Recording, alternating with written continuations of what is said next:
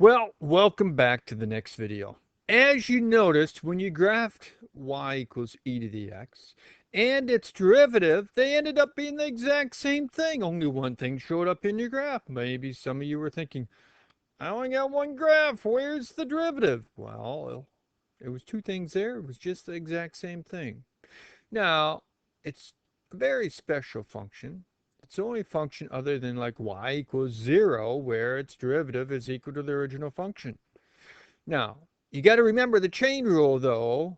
So y equals e to any power is really just e to that same power multiplied by the derivative of the inside, which in this case would be that exponent.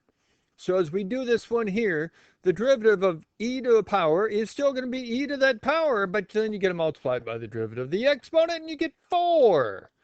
Well, now we can go ahead and put that 4 in front to make it look a little bit nicer, and that's our basic derivative.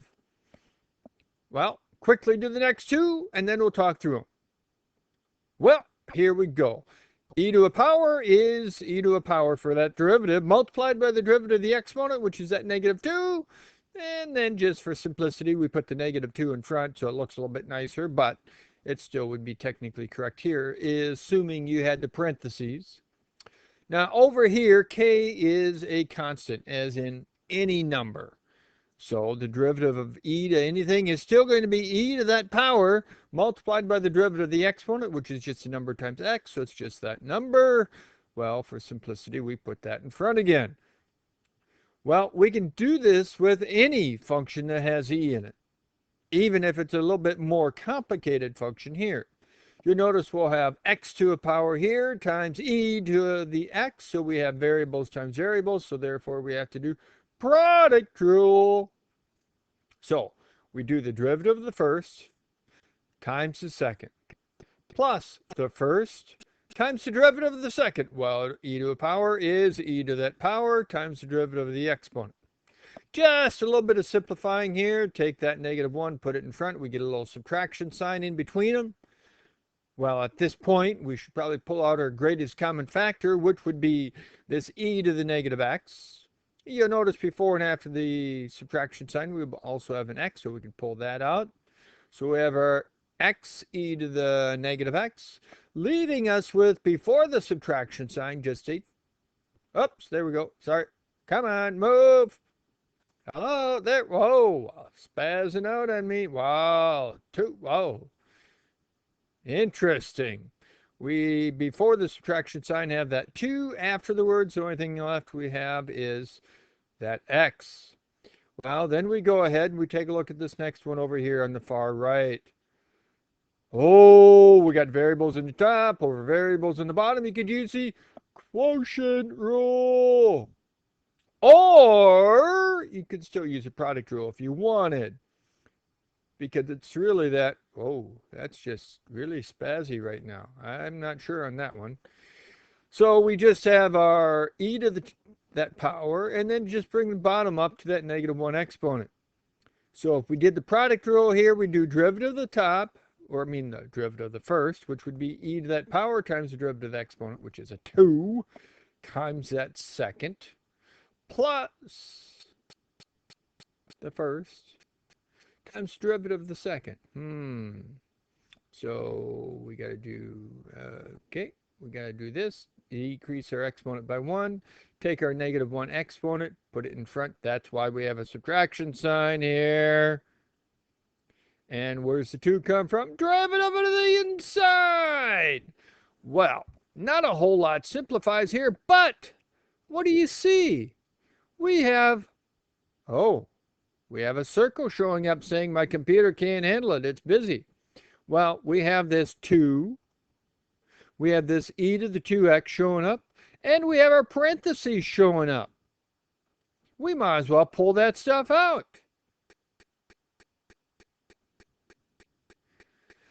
So we pull that stuff out. Woo! There we go. Well, after the subtraction sign, everything after the subtraction sign we pulled out, so we're left with a 1 after the subtraction sign. Before the subtraction sign, the 2, the e to that power is pulled out. And then this was pulled out, so we're left with that to the first power, so we don't really need to have the parentheses there. You'll notice our or our brackets, I should say, the ones drop, giving us a 2x.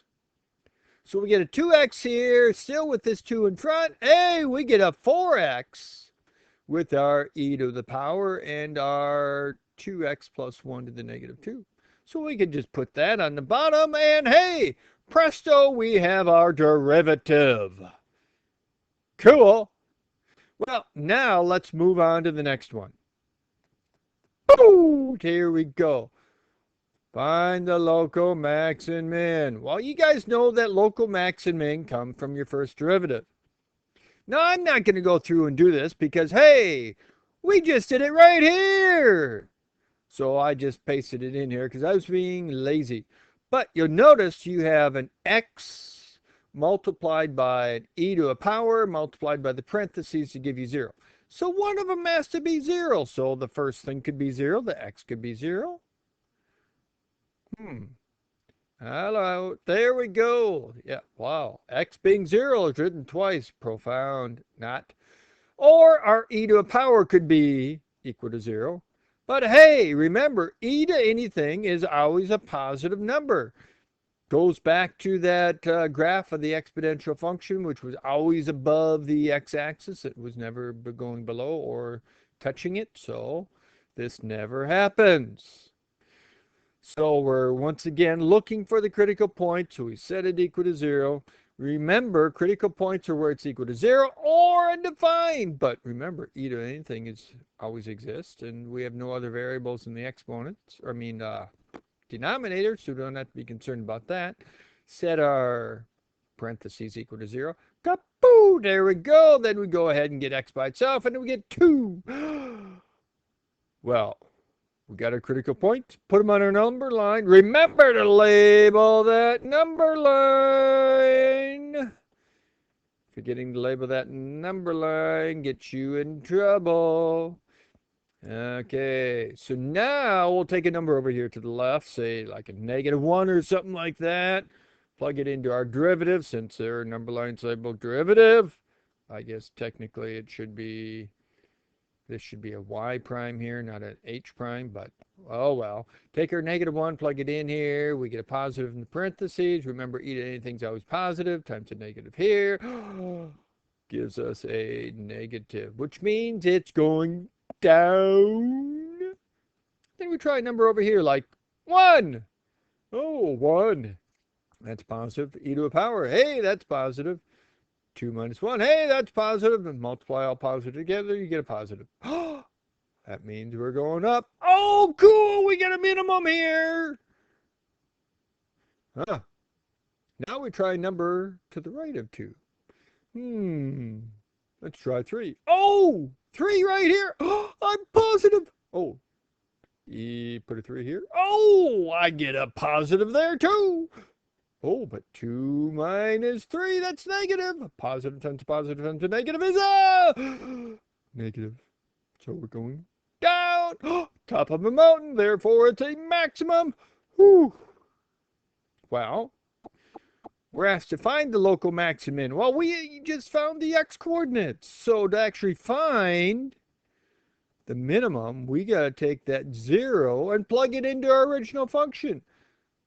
Well, e to the 0 is 1 times 0 squared, which is 0. 0 times 1 is 0. So our minimum is the origin of 0, 0.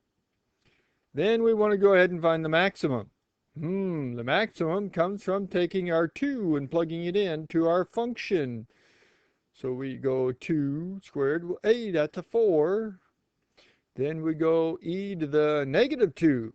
Well, that's our maximum. Now, this is our actual maximum. If you wanted to do the decimal approximation, you would get this. Hopefully you found this helpful.